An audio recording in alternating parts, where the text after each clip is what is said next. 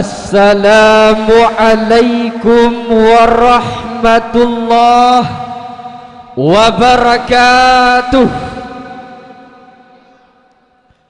Alhamdulillah, alhamdulillahilladzi awdaha tariqa lit-talibin wa sahhala manhaja sa'adati lil muttaqin wa basara basairal musaddiqin bisairil hukmi wal ahkami fid din.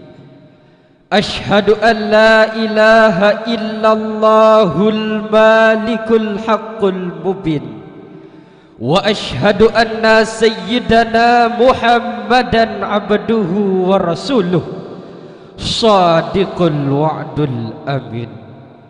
Allahumma salli wa sallim wa barik ala sayyidina wa maulana Muhammad wa ala alihi wa sahbihi ajma'in.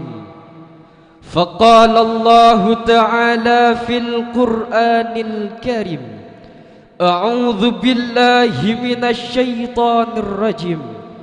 Bismillahirrahmanirrahim. Laqad kana lakum fi rasulillahi uswatun hasanah liman kana yarjullaha wal yawmal akhir wa dzakarallaha katsira. Wa qala an-nabi sallallahu alaihi wasallam fil hadis, kullu mauludin yuladu ala fitratil Islam fa abawahu yuhawidanihi aw yunasiranihi aw yumajjisanihi. Sadaqallahul azim. Allahumma rabbi shrah li sadri wa yassir li amri wahlul 'uqdatam min lisani yafqahu qawli. Amma ba'd. Takzim, penghormatan terutama sekali kepada Al-Mukarram Abu Allahu Yarham. Moga-moga Allah mencurahkan rahmat kepada beliau. Amin, amin ya rabbal alamin. Takzim, penghormatan kepada seluruh kaum muslimin yang telah berhadir ke tengah-tengah kami ini. Takzim, penghormatan kepada Abah Abiyar Raisul Am ma'a ummi sekeluarga, diiringi seluruh dewan guru yang berada di dayah Al-Madinatud Dinyah Babus Salam Blang Blahdi. Takzim, penghormatan kepada seluruh dewan hakim yang arif lagi bijaksana. Hadirin wal hadirat yang berbahagia, sekarang kita perhatikan sejarah yang membuktikan kehancuran sebuah negara bukan disebabkan oleh kondisi ekonomi, bukan juga karena kebodohan politik, namun faktor utamanya adalah masalah dekadensi moral generasinya. Kita lihat Jerman hancur lebur karena kekejaman Adolf Hitler. Uni Soviet rusak binasa karena kejahatan Mikhail Gorbachev. Rumania jatuh binasa karena ketambakan Nicolas Ceausescu. Iran merana menderita karena kejahatan Reza Pahlavi. Bahkan kita Indonesia saat ini menjerit, merintis dan menangis karena ulah sebagian generasi yang hanya mengejar kursi. Kezaliman terus menghiasi negeri, pimpinan jahil menduduki kursi, moral anak bangsa mengalami dekadensi, aliran sesat datang silih berganti. Pertanyaannya, apakah bangsa dan negara akan terbentuk saat pemimpinnya tidak memiliki akhlakul karimah? Tentu tidak, saudara. Oleh karena demikian, pada kesempatan yang mulia ini, izinkan Al-Fakir untuk mengutarakan satu syarahan singkat yang berjudul Pentingnya Pendidikan Karakter bagi Generasi Muda. Hadirin ma'asyiral kaum muslimin yang dirahmati oleh Allah, di dalam Al-Quran surah Al-Ahzab ayat 21 Allah berfirman, A'udzu billahi minasyaitonir rajim. Bismillahirrahmanirrahim. Laqad kana lakum fi Rasulillahi uswatun hasanah liman kana yarjullaha wal yawmal akhir wa dzakarallaha katsira. Sesungguhnya telah ada pada diri Rasulullah itu suri tauladan yang baik bagimu, yaitu bagi orang-orang yang beriman, bagi engkau yang mengharap rahmat Allah dan kedatangan hari kiamat, ia memperbanyak menyebut Allah. Syekh Imam Ali As-Sabuni di dalam Safwat Tafsir beliau menjelaskan, Rasulullah adalah figur yang luhur, contoh yang tinggi yang harus kita ikuti dan kita teladani. Syekh Ibnu Qatadah bertanya kepada Aisyah, bagaimanakah akhlak Rasul? Aisyah menjawab, Ar-Rasulu kana khalquhul Qur'an. Rasul istuil king Qur'an. Akhlak Rasulullah adalah ibarat Al-Quran yang berjalan, yang patut kita ikuti, yang patut kita teladani dalam segenap perkataan dan perbuatan. Lantas kenapa hadirin? Pertanyaannya adalah, mengapa umat Islam terdahulu maju sedangkan umat Islam sekarang diam bagaikan batu? Mengapa umat Islam terdahulu jaya sedangkan umat Islam sekarang diam larut dalam air mata? Jawabannya karena pemuda zaman dulu menjadikan Rasulullah sebagai idolanya. Namun lihat pemuda sekarang, mereka bukan lagi menjadikan Rasulullah sebagai idola, akan tetapi berganti dengan sosok-sosok artis dunia, artis Amerika, artis India, artis Korea, bahkan artis-artis Indonesia ala Yahudi yang mereka katakan luar biasa.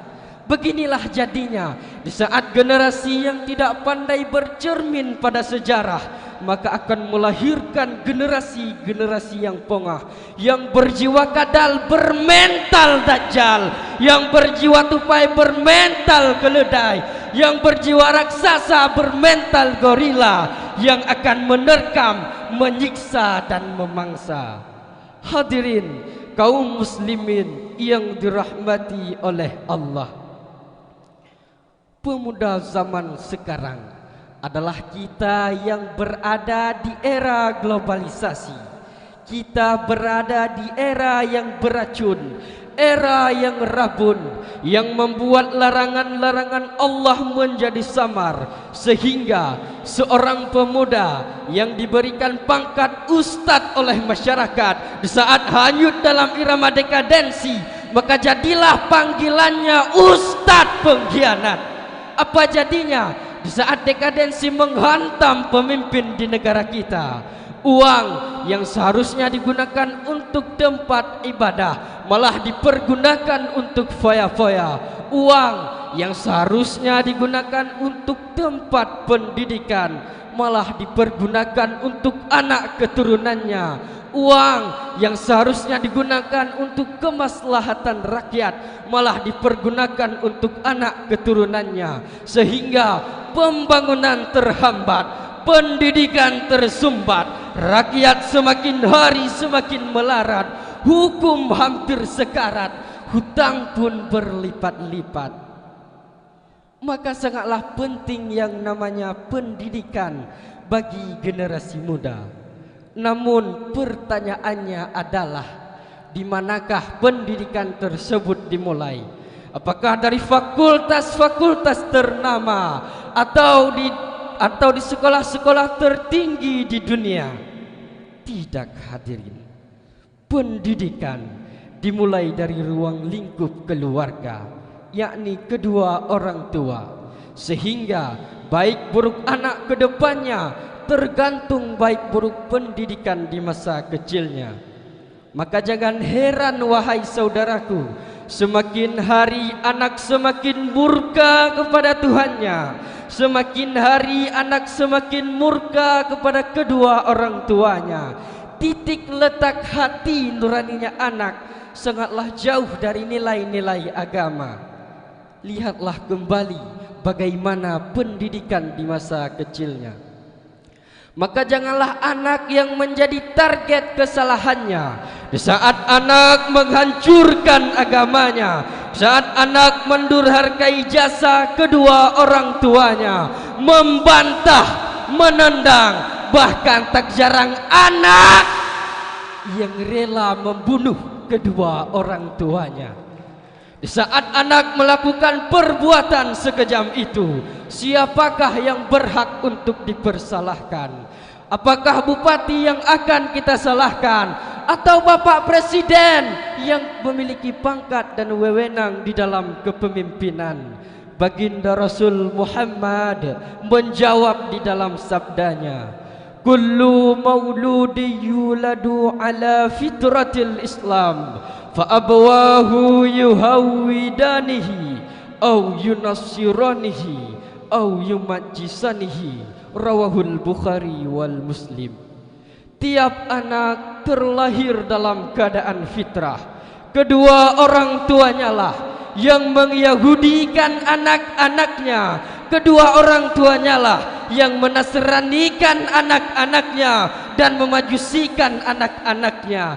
Lagikan getanyo Aceh, bek tak pesalah kubu di Tambang Lamblang, bek tak pesalah rangkang bubung Katire, bek tak pesalah anak maksud sampai ke Tuhan. Mungkin salah didikan yuh masa urojih. Betul hadirin. Hadirin ma'asyiral kaum muslimin yang dirahmati oleh Allah. Ketahuilah wahai rekan sahabatku sekalian, bahwa sesungguhnya pendidikan sangatlah tergantung kepada kedua orang tua. Saat anak terlahir dalam keluarga yang penuh keharmonisan, jauh dari kata-kata kasar, maka kelak anak nanti akan taat kepada Tuhannya, dan kelak anak nanti akan taat kepada kedua orang tuanya, dan kelak anak nanti akan menjadi kebanggaan bagi bangsa dan negaranya. Hadirin ma'asyiral kaum muslimin yang dirahmati oleh Allah. Kesimpulannya, ad-dinu biyadil fata, agama di tangan pemuda.